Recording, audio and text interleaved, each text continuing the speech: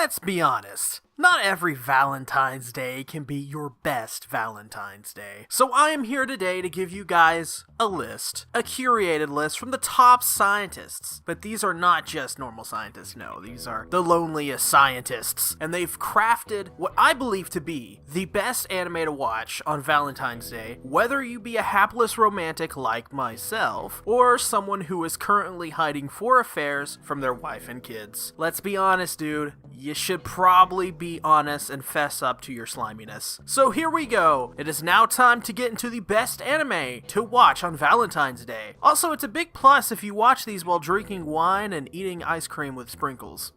Number 5. First up on the list is Looking Up at the Half Moon, which is about Yuichi, a 17-year-old hepatitis patient who is goaded into talking to another 17-year-old patient by the name of Rika. If he hangs out around Rika, he can freely wander outside of the hospital, as the nurse in charge of the night shift will look the other way. Taking up the deal, as he is bored to death, he starts to hang around Rika. At first, Rika is a little mean to Yuichi, and he finds her annoying and repulsive at times. But eventually, Yuichi comes to understand why Rika acts the way she does, and eventually starts to develop feelings for Rika. Although the tough times for both Rika and Yuichi aren't over yet, as they will have to go through so much more together in this anime. Arguably one of the easier anime that's going to be on this list, clocking in at 6 episodes. I felt this was an easy shoe-in for the 5 spot for various reasons. And I mean, the main reason is because the development between these two main characters, Rika and Yuichi, is pretty easy to grasp. Rika is your basic tsundere type, and Yuichi is this curious boy who is bored and just wants to be anywhere but inside of a hospital. It may not be the most well-crafted stories, but for just 6 episodes, I can safely recommend this anime, and really, it's pretty quick.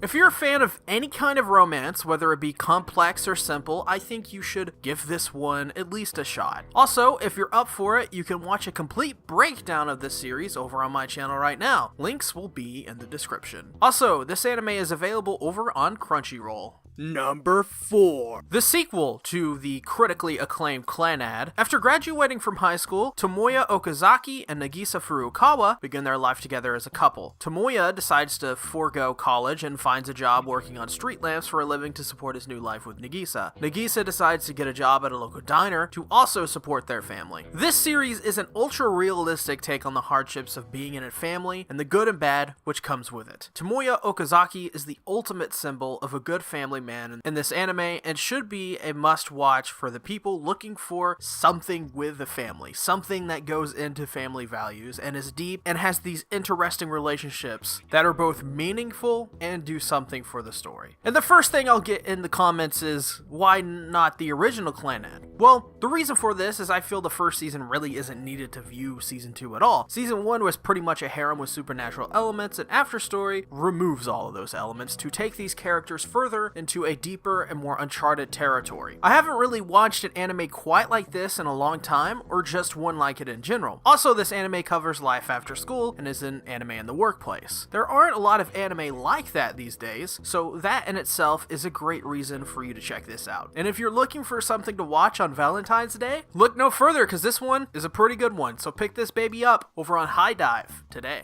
Number 3. ReZero follows Natsuki, not that one, Subaru from planet Earth, and after being mysteriously teleported to a new strange world, sound familiar? He must find his way in this new world. But after being killed by a big-breasted mercenary, he suddenly finds himself at the Apple stand he originally showed up in. It turns out Subaru has the ability to respawn upon death from this Apple stand. Using this ability, he must go and find the girl that was killed with him originally, Satella. But upon him finding her, she does not remember Subaru, and her name isn't Satella. What will Subaru do with this newfound ability, and how will he save this woman from certain death? That's right, the anime that tore this community asunder with a simple question: Amelia or Rim? This anime was one of the most talked about anime of 2016 and a majority of 2017, and is having a little new bit of discussion here, especially with the news of a possible dub arriving in June. If you haven't seen ReZero, I don't really know what you're doing with your life at this point, because this is possibly one of the best isekai anime of all time, and it's not like there's a lot of quality in the isekai genre anyway, it's all generic trash.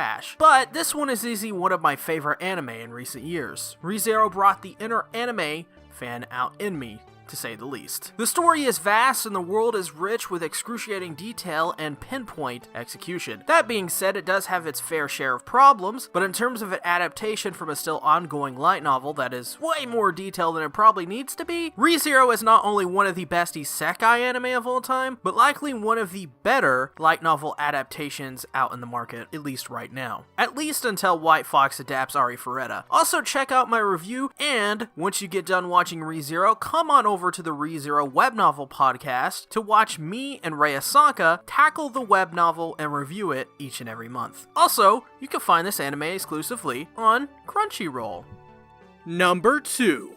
Oh, come on, you knew your name was going to be on this list anyways. But Taki is a boy in high school wanting something more in his life, and Mitsuha is a girl wanting to move to Tokyo and get out of her small town. But one day, they both wake up, but something is a little different, as they both awake in each other's houses. Except, there is one big difference, and that is, they've switched bodies. Mitsuha is now Taki, and Taki is now Mitsuha. Until they go to bed, they are both that person for the day, but they can't find each other, since that day they experience the next day to them is like a fleeting dream. So basically, they can't remember where each person lives. If by chance you're somehow seeing this video right now and you just don't know what your name is, well, I commend you. Because in 2016 and 2017, this anime was everywhere. It was easily the most popular anime in some time and is even the highest grossing film in Japan ever. So with that being said, let's talk about it a little bit. The romance of this anime is off the charts. You want the feels, man? You got the feels, man. You want the Shinkai directed anime? Shinkai directs this anime. This anime is just incredible, and it's one of the most heartfelt romances in some time. And I'm not sure if this is on Funimation, but you can find this film at your local store in Japan, or the Americas, or